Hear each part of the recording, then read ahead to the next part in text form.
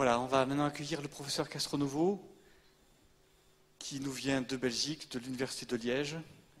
Il est déjà venu avec grand plaisir en 2009 et 2012, et on l'a fait revenir parce que vous le verrez, vous allez voir, c'est un orateur incroyable et un puits de connaissances.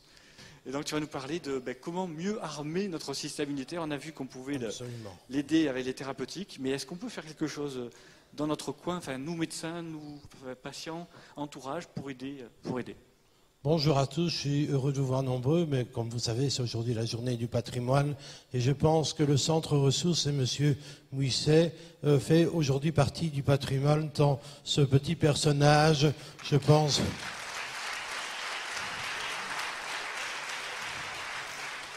est grand dans ses ambitions, dans ses actions, dans sa générosité. Vous devez être fiers à Aix et dans la région d'avoir quelqu'un qui se dévoue autant à cette cause remarquable qui est la prise en charge des patients cancéreux. Juste, excuse-moi, tu ne dois pas dépasser la ligne. Ah, d'accord, ça va être dur parce que... C'est pour les caméras. Là, tu as vu, il y a un scotch là. Comme ça. Voilà. Ah, je peux aller jusque-là. Tu ne vas pas plus loin et pas plus loin que ça non plus. On va et ça sonne quand je... Tu peux rester là. Ok, d'accord. Pour la caméra. Donc, comme l'orateur précédent, M. Barézy, vous l'a dit, le système immunitaire joue un rôle important et beaucoup de thérapies ciblées sont aujourd'hui basées sur l'utilisation de ces ressources remarquables qu'est ce système immunitaire. Alors, le constat doit être le suivant: lorsqu'un patient développe un cancer, cela est la preuve indiscutable que le système immunitaire a été pris en défaut, qu'il n'a pas été capable d'éliminer les cellules dissidentes, les cellules précancéreuses que nous avons tous, qui apparaissent chez nous à tout moment et qui doivent être détruites. Alors il y a deux possibilités. M. Barézy a dit que les cellules cancéreuses sont capables de déjouer le système immunitaire, mais également le fait que le système immunitaire ne soit pas équipé pour faire son boulot. Et c'est plutôt sur ce versant que je voudrais aujourd'hui un peu discuter, parce que justement ça concerne énormément de monde. Quelques données récentes montrent qu'en Europe, dans la communauté européenne, il y a eu en 2008 2 450 000 personnes qui ont été atteintes d'un cancer et 1 230 000 qui en sont décédées, ce qui représente un coût de 126 milliards d'euros par an. Alors, ces chiffres ne veulent pas dire grand-chose souvent, mais sachez que le cancer en Europe, c'est l'équivalent de 14 Airbus 320 qui se crachent tous les jours, 7 jours sur 7, tous les mois de l'année. 14 Airbus qui se crachent. Donc c'est assez impressionnant et donc on a vraiment un gros problème de santé publique à résoudre. Avoir 30 minutes pour parler du système immunitaire, c'est un peu compliqué, mais je vais néanmoins essayer d'envisager ce sujet. Ce que je voulais vous dire, c'est qu'on ne peut pas parler du système immunitaire sans se rappeler à quoi et comment est constitué ce système de défense. En fait, nous, en tant qu'animal, nous devons nous défendre de manière perpétuelle et continue contre nos ennemis, que ce soit des ennemis biologiques, chimiques ou physiques. En fait, d'accord. Et donc, en fait, ces systèmes de défense sont nécessaires à notre survie dans un milieu hostile.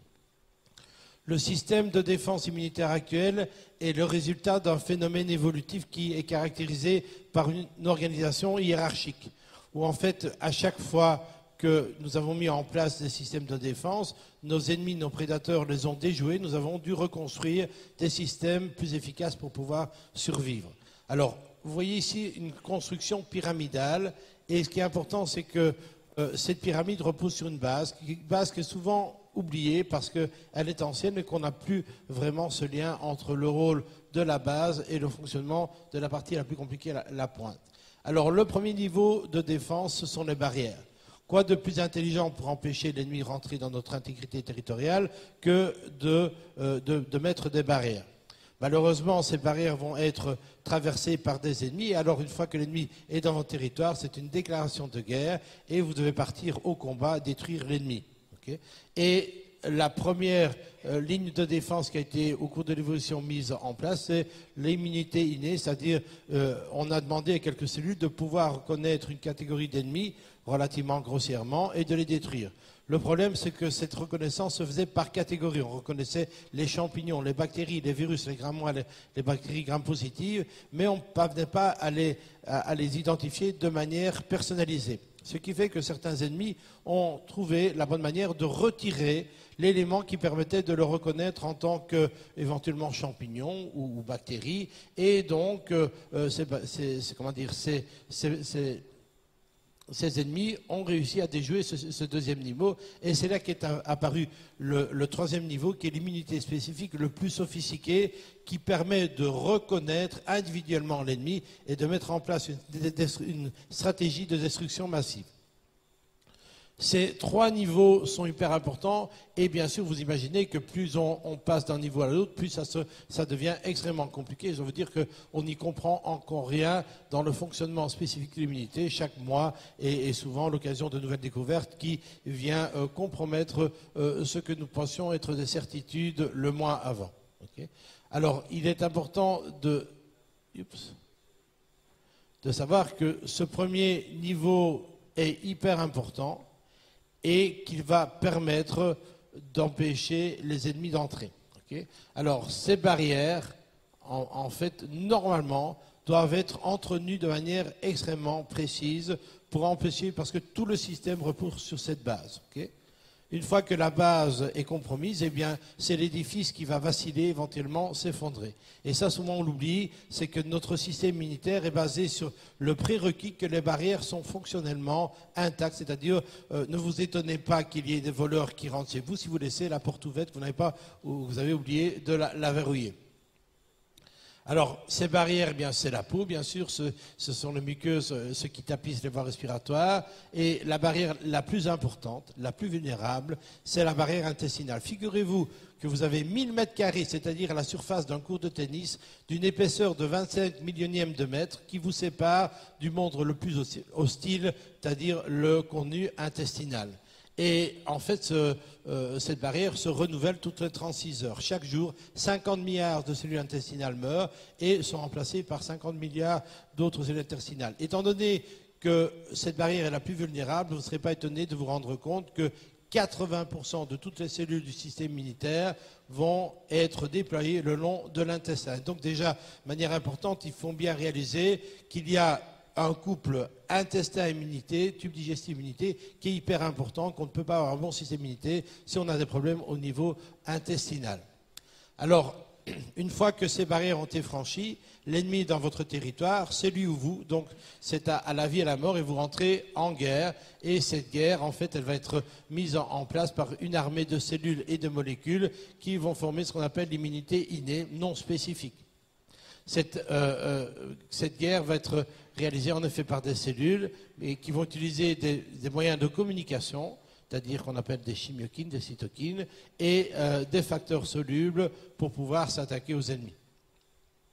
Voici quelques représentants des cellules de cette armée du système immunitaire qu'on appelle les globules blancs, parce que lorsqu'on prend du sang et que l'on le centrifuge, eh bien les globules rouges vont être le premier kilo, et puis on a une toute petite fine couche de cellules blanches qui sont les cellules du système immunitaire essentiellement, avec des polymorphonucléaires, avec des lymphocytes, avec des monocytes, des macrophages, etc.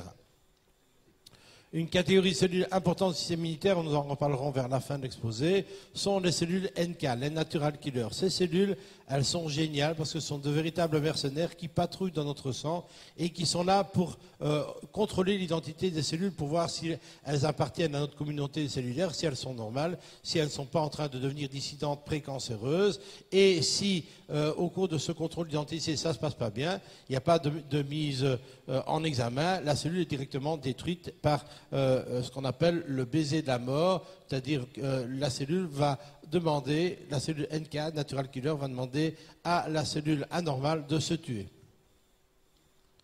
Alors là, le système immunitaire inné, je vous l'ai dit, va se limiter à des groupes de pathogènes, donc d'éléments agressifs, de bactéries. Et un de ses problèmes, c'est que aussi, il n'est pas capable de reconnaître les ennemis intracellulaires, il n'est pas capable de reconnaître les cellules anormales. Et donc, au cours de l'évolution, il a fallu apporter un nouveau module qui est le plus sophistiqué. On considère le système immunitaire probablement le système le plus complexe de l'organisme humain après le cerveau. Ce système immunitaire inné, il est basé sur la reconnaissance spécifique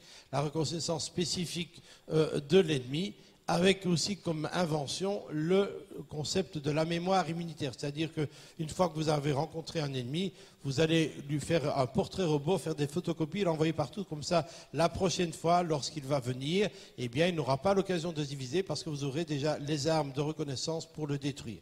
Et c'est sur cette base qu'on a réalisé les vaccinations. On prend un morceau de l'ennemi à son portrait, on le présente au système immunitaire, on lui dit la prochaine fois, dès que vous voyez cet ennemi-là, vous tirez à vue, c'est un méchant. D'accord ?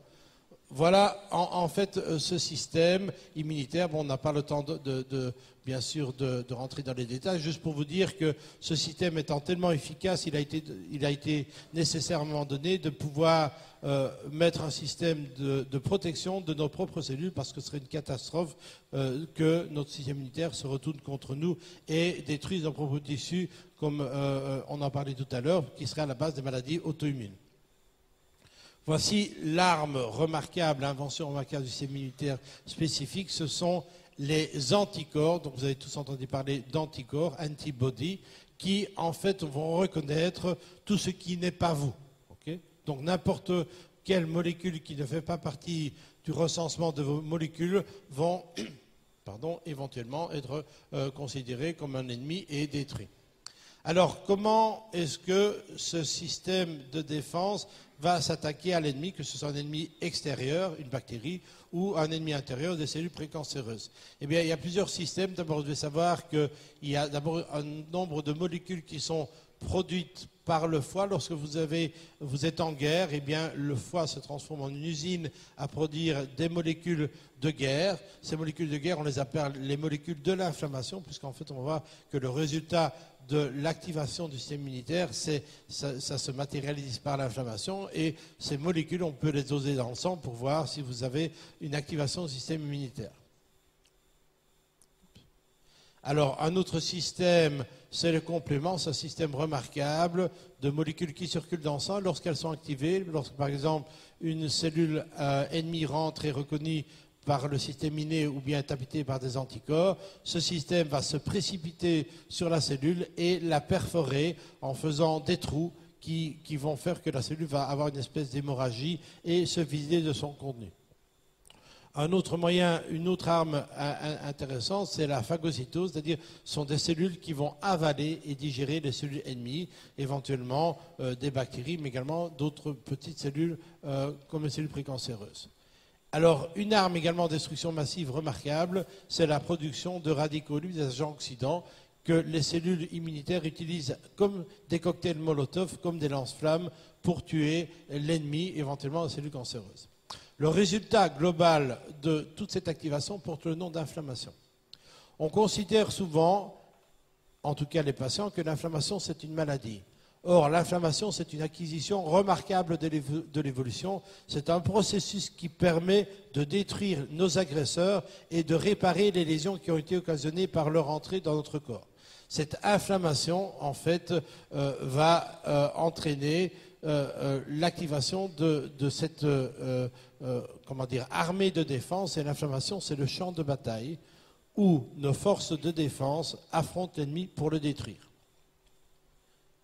Alors, l'inflammation dans ces conditions-là peut être une défense, mais malheureusement, cette inflammation peut être une offense lorsqu'elle est activée de manière inappropriée ou lorsqu'elle est exagérée. Vous devez savoir également que le système immunitaire s'est construit dans un environnement moléculaire qui n'est plus du tout celui dans lequel il se trouve aujourd'hui, qui correspond à celui de notre ancêtre, le chasseur-cueilleur, où la configuration des molécules que nous donnions à travers l'alimentation était relativement stable. Vous êtes au courant que ces 50 dernières années, notre alimentation a subi une dérive assez incroyable, bien sûr dans le mauvais sens. Alors on sait aujourd'hui que l'inflammation pathologique, le fait d'avoir une inflammation, va contribuer au développement des cancers et à leur progression. En effet, l'inflammation, c'est un programme de guerre. Et vous devez savoir que les cellules cancéreuses, qui sont des guerrières, sont des ennemis qui vont lutter contre nous, vont utiliser le même processus utilisé par nos cellules militaires armées pour pouvoir envahir notre propre corps. Et donc l'inflammation va être véritablement le nid du développement et de la progression des cancers. Ce schéma montre en fait que cette inflammation va constituer la base pour le développement de cancers primaires, mais également la progression de la formation de métastases. Ce qui veut dire que nous devons, dans la prise en charge d'un patient, en plus de toutes ces thérapies qui sont extrêmement sophistiquées, basées sur les acquisitions récentes de notre connaissance, il faut aussi parfois revenir aux essentiels, aux fondements du fonctionnement de l'organisme et remettre le système immunitaire dans son environnement qui permet de fonctionner correctement et en tout cas de lutter contre l'inflammation systémique qu'on appelle l'inflammation systémique de bas grade, c'est-à-dire qu'on ne détecte pas et dont la plupart d'entre nous malheureusement souffrons, c'est-à-dire que nous sommes tous en état de pré-guerre ou de guerre chronique. Alors, je viens de vous en parler, l'alimentation joue un rôle particulièrement important pour la santé de nos cellules, puisque nous sommes des hétérotrophes, nous sommes obligés de consommer des molécules pour survivre, et pour ça nous devons manger d'autres organismes vivants, que ce soit des plantes ou des animaux, nous sommes obligés. Et on sait aujourd'hui que le système immunitaire, pour son fonctionnement optimal, dépend de manière intime de l'approvisionnement en quantité et en qualité de molécules particulières. Il y a plus de 10 000 publications qui relatent de l'impact de l'alimentation sur la santé et nous allons les voir une par une, bien sûr, jusqu'à la fin du mois. Non, c'est pour rigoler. Je vais vous montrer quelques-unes où, par exemple, on voit ici que donc c'est une étude qui a un certain temps, mais qui montre que notamment qu'il faut pour le système immunitaire fonctionne des micronutriments. Bien sûr, il faut des macronutriments. Le grand drame des pays africains, c'est qu'il n'y a pas assez de protéines pour faire les anticorps. Et donc, la malnutrition en protéines est responsable de déficiences immunitaires graves, ce qui fait que ces pauvres individus meurent souvent attaqués par des ennemis, parce qu'ils n'ont pas l'équipement pour fabriquer les anticorps qui sont des protéines. Et donc, ils vont mourir bien avant les pauvres qui ne développent des maladies cancéreuses. Néanmoins, si la famine en macronutriments touche un grand nombre de la population, vous devez savoir que dans les pays occidentaux, nous souffrons de famine en micronutriments. C'est-à-dire que notre alimentation ne contient plus les micronutriments nécessaires, comme le zinc, le sélénium, certaines vitamines nécessaires pourtant au fonctionnement optimal. Et je voulais simplement, hors d'un ensemble de molécules qui font absolument apporter à nos systèmes immunitaires pour qu'ils fonctionnent, vous rappeler quelques points importants, notamment, j'espère, bon, j'ai été un peu vite, mais j'espère que vous avez compris qu'il est fondamental de faire en sorte que vos barrières soient efficaces. Sinon, ceci va entraîner une altération de ces barrières et il y a plein d'éléments qui vont rentrer dans votre corps, des méchants et pas des méchants. Et cette entrée d'agents étrangers dans votre corps va déclencher une réponse immunitaire. Okay ? Et cette réponse immunitaire va créer une inflammation qui est le terrain du cancer, je vous l'ai rappelé. Donc il est important d'optimiser la fonction de barrière intestinale. Ensuite, nous allons voir très rapidement que certains nutriments comme le zinc, qui est majeur pour le système immunitaire, le fer, la glutamine, la vitamine D sont importants. La réponse inflammatoire dépend de la proportion équilibrée d'acides gras oméga 3 et d'acides gras oméga 6. Nous verrons que les poissons gras sont la source principale d'acides gras oméga 3 allongés qui ont ce rôle anti-inflammatoire. Les antioxydants sont également utiles pour pouvoir avoir des cellules qui fonctionnent bien. On sait notamment que, par exemple, les cellules NK, ces fameuses cellules qui nous protègent des cellules précancéreuses, eh bien, ne fonctionnent pas bien s'il y a trop d'agents oxydants, s'il y a trop de radicaux libres. Alors, bien sûr, il faut être extrêmement vigilant parce que parfois, trop d'antioxydants peut avoir un effet aussi délétère que pas assez d'antioxydants. Et puis, il y a certaines plantes immunomodulatrices qui sont capables, en tout cas, de normaliser l'inflammation. On en parle. Alors, un petit problème de... Donc, la première, c'est la restauration des barrières. On peut restaurer les barrières d'abord en mangeant lentement, en mastiquant bien, pour éviter que des molécules non digérées n'arrivent au niveau du côlon et nourrissent les mauvaises bactéries, créant notamment cliniquement des flatulences, mais également de l'inflammation au niveau de l'intestin. On peut aussi aider à garder des barrières intactes en prenant des probiotiques, c'est-à-dire des bactéries amies qui vont rétablir l'équilibre de la flore intestinale. De plus en plus, on se rend compte du rôle majeur de cette flore intestinale pour notre santé et pour également la bonne activité du système immunitaire. Un élément qui est un nutriment, un acide aminé qui sert à bien barricader la barrière intestinale, c'est la L-glutamine, et le zinc est également important pour faire les joints d'étanchéité au niveau de l'intestin. Je vous ai parlé du zinc. Le zinc est probablement un des nutriments les plus indispensables pour le système immunitaire. Ce zinc, c'est un cofacteur d'enzymes qui vont être nécessaires pour que le système immunitaire réponde de manière efficace. Or, vous devez savoir que beaucoup de patients, beaucoup d'individus sont carencés en zinc. Okay. Cette carence en zinc va être responsable d'un avortement de la réponse immunitaire. Vous devez savoir que l'immunothérapie, notamment la vaccination anticancéreuse, a pris du plomb dans l'aile, notamment dans le mélanome. On s'est rendu compte qu'une vaccination basée sur l'antigène MAS ne fonctionnait pas bien. Mon hypothèse, c'est que la plupart des patients qui ont eu un cancer, probablement avaient un système immunitaire qui n'était pas dans le bon environnement nutritionnel. Et donc, généralement, les traitements ne vont pas améliorer ce statut. Et je pense que de vacciner un patient dont l'environnement nutritionnel ne permet pas au système immunitaire de répondre, si on le vaccine, ça ne va pas marcher. Si déjà n'a pas bien fonctionné avant, comment imaginer qu'il puisse fonctionner? Parce que si vous rendez plus d'armes à des combattants, mais que vous ne leur donnez pas les munitions, ils ne vont pas pouvoir se défendre mieux. Il faut donner les armes de mini-puissance. C'est pour ça, je pense qu'il est fondamental, lorsque on prend un patient en immunothérapie, de vérifier que son organisme a l'ensemble des nutriments nécessaires pour que les cellules immunitaires fonctionnent. Et un des éléments à vérifier, c'est le zinc. Ce zinc, on en a besoin de 15 à 30 mg par jour et à partir de 40 ans, on considère qu'il faut prendre 40 mg de zinc par jour en dehors de repas, sinon son absorption entre en compétition avec d'autres métaux. La source principale, ce sont les produits d'origine animale, la viande, les poissons, les fruits de mer, mais la plus grosse source de zinc, c'est l'huître, donc ça ne vous fera pas déplaisir, puisqu'il y a 70 mg pour 100 g d'huître, et puis on en a dans d'autres éléments. Un autre nutriment extrêmement important également pour le système immunitaire, c'est le fer. Ce fer est fondamental pour notre santé en général. Il intervient dans plus de 200 réactions biochimiques.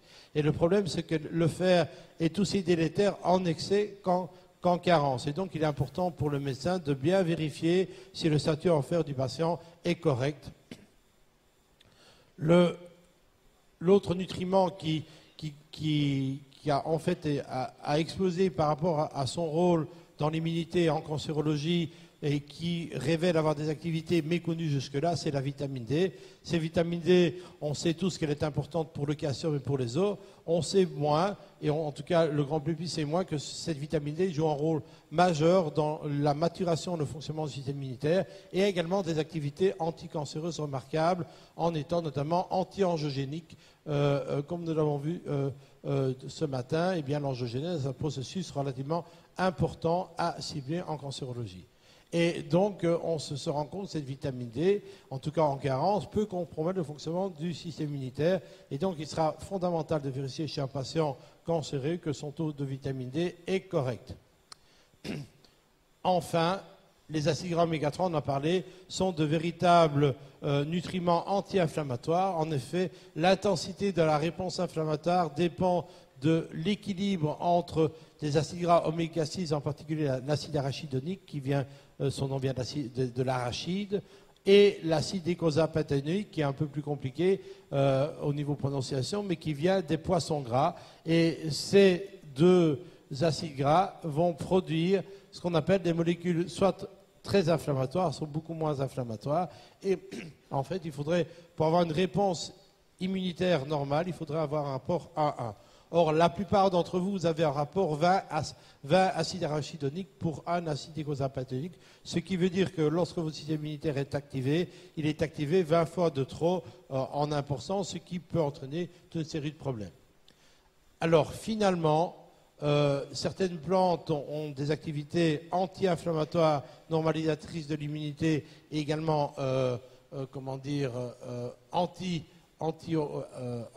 antioxydantes, notamment, et anticancéreuses, c'est le curcuma. Le curcuma est un puissant anti-inflammatoire, c'est un normalisateur de la réponse inflammatoire qui également s'est avéré extrêmement efficace dans le traitement du cancer. Le problème, vous savez, du curcuma, c'est que le curcuma, M. Barlési a parlé de commercialisation.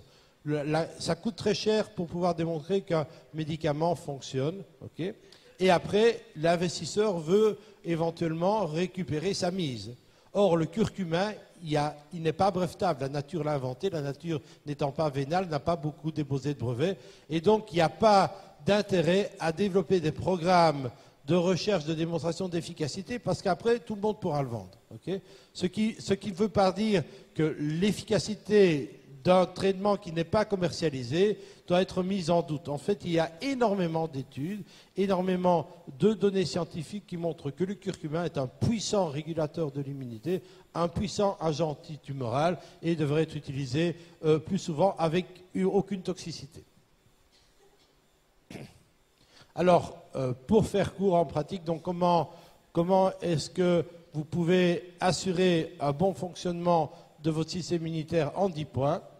Eh bien, je vous l'ai dit, ça c'est majeur, mangez lentement, bien mastiquer. Vous pouvez pas vous imaginer combien vous allez faire du bien à votre corps en assurant cette première étape critique de la digestion et en évitant que des macromolécules non digérées aillent alimenter vos mauvaises bactéries. Mangez beaucoup de fruits et légumes, essentiellement bio si possible. 50% de ce que vous mangez devrait être des fruits et des légumes, okay, riches de vitamines, d'antioxydants, de minéraux. Mangez au moins 3 fois par semaine entre 100 et 150 grammes de poissons gras. Les plus petits sont les moins contaminés. Et parfois, bon, c'est vrai que le consommateur ne sait plus sur quel pied danser, puisque un jour on lui dit il faut manger du poisson, le lendemain on lui dit attention, le poisson il est contaminé avec des métaux lourds. Les métaux lourds sont des puissants toxiques, notamment pour le système immunitaire. Et donc, ceci fait bien sûr la part belle pour les firmes qui vendent des huiles de poisson. Évitez les huiles qui apportent beaucoup d'oméga 6 pro-inflammatoires, donc l'huile de maïs, l'huile d'arachide. Évitez les fritures qui vous amènent beaucoup d'acides gras toxiques, cancéreux, d'acides gras trans. Préférez l'huile de colza, d'olive et de soja, le colza et le soja qui apportent quelques oméga 3, mais pas les anti-inflammatoires, les précurseurs. Vérifiez et optimisez votre taux de vitamine D. Alors, ce n'est pas parce que vous prenez la vitamine D que votre taux est bon. Parce que la vitamine D, vous devez la prendre, mais elle doit être également absorbée par l'intestin et distribuée. Okay, donc, il est important, quand vous avez un taux de vitamine D qui est bas et que vous voulez la corriger, de vérifier que la correction a été efficace.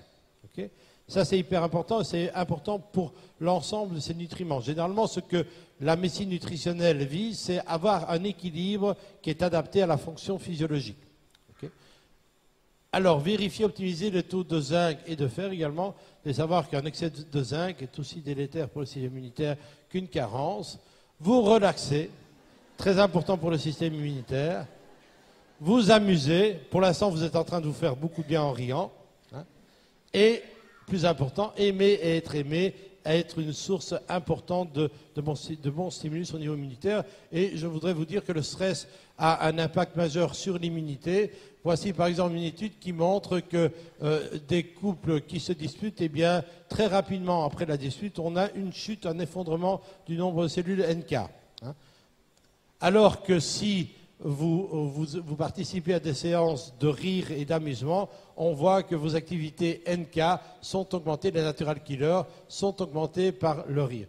Mais bien sûr, je ne vais pas rentrer dans ce sujet-là, puisque après la pause, vous allez avoir la remarquable intervention du professeur Spiegel, qui vient vous parler du stress et de l'importance de la gestion du stress par rapport à la gestion des patients cancéreux. Je vous remercie pour votre attention.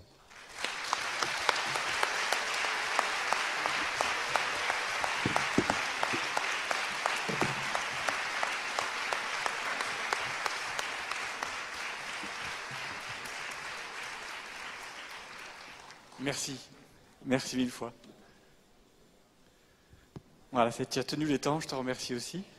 Par contre, je ne suis pas un bon hypnotiseur, tu as dépassé très largement la ligne. On va aller très vite sur les questions, exprès parce que je crois qu'il est temps de se faire une pause, et donc je vais aller très vite, il faut juste dans la procédure le faire, mais juste vérifier vite dans cette question-là sur la vitamine D, tu l'as abordé, il y a un taux qui est toujours marqué par nos laboratoires, c'est le taux nécessaire pour un bon fonctionnement pour nos os. Mais dans le cadre de la cancérologie, il faut être au-dessus de ce fameux 30 nanogrammes par millilitre. Hein. Il faut des taux plus élevés. Entre 50 et 75. Voilà. Donc ça, ce taux est insuffisant. Il faut en prendre. Il faut surveiller, effectivement, régulièrement. Parce que là, la tendance, c'est de dire, ça y est, mon taux est bon, j'en prends plus. Ah bon, quand vous avez bu un verre d'eau, vous avez plus soif, vous ne buvez plus après. On a besoin de vitamine D pour la vie. Il faut surveiller ça régulièrement. C'est bien, la majorité a bien retenu, connaissez ça déjà, c'est bien. Ensuite, une patiente en rémission, non, ça j'ai déjà passé, pardon. Quels sont les éléments qui peuvent influencer favorablement l'activité du système immunitaire? Bien, alors que j'adore parler du curcuma, vous voyez que j'ai oublié de le mettre en gras, effectivement. Parce que je voulais parler de ceux qui agissaient directement, mais oui, il agit sur l'inflammation, tout est intéressant. L'activité physique aussi, est vraiment quelque chose qui a une influence sur le système immunitaire. Par là. Tu voulais dire quelque chose? Non, non. Les personnes ont mis 72% de curcuma, donc c'est Ah oui, bien. le pourcentage, tout le monde est presque d'accord. À part le zinc, tu vois que... Le zinc, c'est très important, les enfants, très important. Cocher les mesures biologiques qui évaluent le système immunitaire anticancéreux. Donc si on veut vraiment évaluer, je te laisse... je crois qu'il faut aller vers ça, mais ça, malheureusement, ce n'est pas en pratique clinique, c'est dans les éléments de recherche. Mais le nombre de cellules natural killer, on peut le doser, on peut le surveiller. Mais ce n'est pas remboursé, c'est pas très cher. C'est une trentaine d'euros, mais bon. Voilà.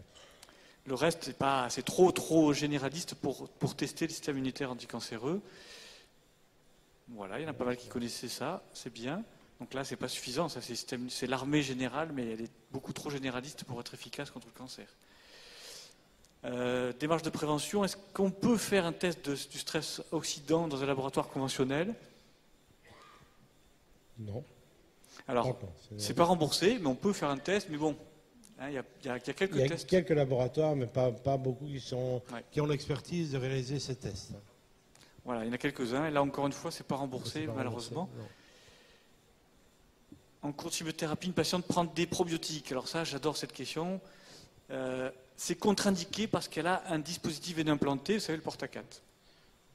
Laurent, moi je suis tout à fait contre, parce que moi je pense qu'il faut prendre des probiotiques. D'ailleurs, une étude vient de montrer que les probiotiques stimulent le système immunitaire et augmentaient l'activité antitumorale du système immunitaire. D'autre part, si le patient a la chimiothérapie va entraîner des trous dans votre intestin. Okay, et donc les bactéries vont passer. Mais si vous donnez des probiotiques, vous donnez des bonnes bactéries. Moi, si je dois avoir des bactéries qui circulent dans mon sang, je préfère que ce soit de bonnes bactéries que de mauvaises bactéries, qui sont des bactéries de putréfaction. Donc je pense c'est plus un concept théorique qui n'a jamais donné lieu à une vérification clinique. Et en fait, il est bien plus intéressant d'avoir des bonnes bactéries quand on est en chimiothérapie que d'avoir de mauvaises bactéries. Donc je pense qu'il faut donner des probiotiques pendant la chimiothérapie. Voilà, je suis tout à fait d'accord. Je pense qu'il y a une prudence effectivement dans les situations de greffe-autogreffe, où là il n'y a plus, on essaie de créer un vide bactérien, enfin vide immunitaire. Par contre, avant la greffe, c'est bien de faire une cure de probiotiques pour être sûr qu'il n'y ait pas de mauvaises bactéries, notamment du Clostridium difficile, qui soient présents en abondance. Voilà. Donc là, ici, on est d'accord. Avant, on peut. Pendant, non. Par contre, là, c'est un non-sens et c'est même marqué dans le Vidal. Mais c'est hallucinant d'avoir écrit cela, puisque nous avons 200 000 milliards de bactéries dans les intestins. Donc c'est pas parce qu'on va rajouter 2 milliards, 10 milliards de bactéries probiotiques que ça va être dangereux. Il y a un cathéter implanté. C'est même 1 million. Il y a 10 fois plus de cellules bactériennes que de cellules humaines. Ouais. Donc c'est 1 million de milliards. Voilà, donc ça c'est une erreur qu'on voit souvent, je le dis aux pharmaciens. Les probiotiques ne sont pas contre-indiqués quand il y a un Portacat. Par contre, évidemment, prudence ici. C'est vraiment dans des situations, les levures, on ne parle pas je m'excuse, des levures simples qui sont données habituellement, on parle des probiotiques habituels, mais il faut vraiment, pour avoir des septicémies, être dans des situations où, mettons, c'est une pancréatite aiguë où il y a une effraction majeure, ou lorsqu'il y a une greffe, mais sinon, comme on l'a dit, il n'y a pas de souci, et moi je n'en ai jamais rencontré dans la pratique, je n'ai jamais vu de septicémie à probiotiques. Intérêt potentiel des pré-probiotiques, donc il y a des études intéressantes qui montrent qu'on a un effet sur la douleur, il y a un impact sur les récepteurs à la morphine au niveau des cellules intestinales. Dans les carcinoses péritonéales, c'est intéressant pour réduire les douleurs, c'est une équipe de Lille qui l'avait montré. Ça module la réponse immunitaire, comme on l'a dit, ça améliore la barrière. Par contre, ça ne jouera pas lorsqu'il y a une neutropénie, c'est pas ça qui va corriger la chute des globules blancs. Tout à fait. Et il y a un effet de prévention sur les polypes intestinaux, qui est connu aussi. Sur les alkylglycérols, dont tu n'as pas parlé, parce que tu ne peux bien sûr pas parler de tout, c'est souvent utilisé. Et là, c'est les Finlandais, les Suédois qui ont beaucoup travaillé ça dans les années 70. Joyeux avait fait une étude là-dessus pour montrer l'intérêt. On connaît ça depuis longtemps, l'armée l'utilise pour ses plongeurs en extrême et dans l'espace, parce que ça améliore la circulation sanguine au niveau de la toute petite circulation.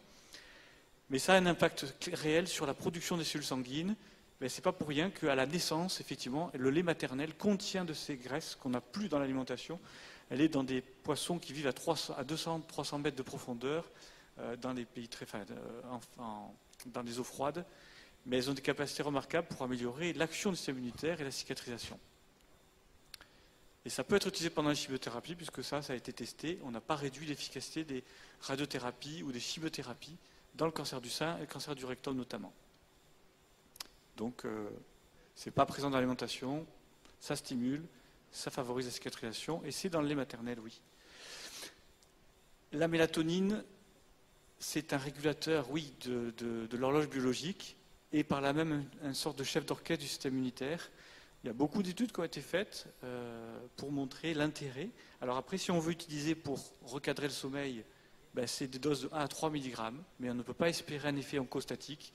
Par contre, peut-être qu'Alain Kra en parlera cet après-midi, il y a un effet, mais antioxydant, mais quand on est à 20 mg. Donc vous voyez que c'est aussi les choses, quand on les utilise, en fonction de la dose, on peut avoir des résultats différents. Et elle n'est pas en vente libre, on peut la voir dans les pharmacies sous forme de préparation magistrale. Après, il y a une forme qui est disponible à 3 mg, mais au-delà, non. Ensuite, voilà, tout le monde savait ça, c'est bien. Les éléments qui viennent altérer le système immunitaire, tu l'as dit, la dénutrition en premier lieu est un élément qui vient altérer le système immunitaire. Les anticorps, ce sont des protéines. Si on en manque, le corps va chercher les protéines dans les muscles, le système immunitaire et les intestins. Donc c'est très important de corriger cela, et on le sait en cancérologie. La B12 n'est pas, c'est pas quelque chose qui joue un rôle particulier, l'anémie pas du tout, le cholestérol non plus. Et à quel stade, je pense, le système immunitaire, il faut le stimuler le plus important, si on veut et si on doit choisir, certainement quand même au moment de la rémission, parce que c'est logique, c'est un peu le débarquement en Normandie, c'est pas, on a demandé aux soldats de débarquer une fois que les bombes étaient arrêtées. On bombardait d'abord, on pillonnait les cibles ennemies, ensuite on a fait débarquer les soldats. Voilà, c'est un peu schématique, c'est une vérité qui, bien sûr, comme tu disais, est en partie fausse, mais s'il y a un moment où il faut faire un effort, c'est sûrement là, au moment où la chimiothérapie n'a pas trop altéré le système immunitaire. Et elle a plus de chances d'être efficace. Super. Tu veux rajouter quelque chose? Non, très bien. Alors, je propose une pause.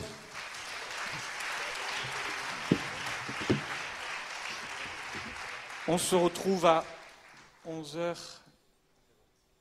11h20, 11h15, on va se dire 11h15, 11h20.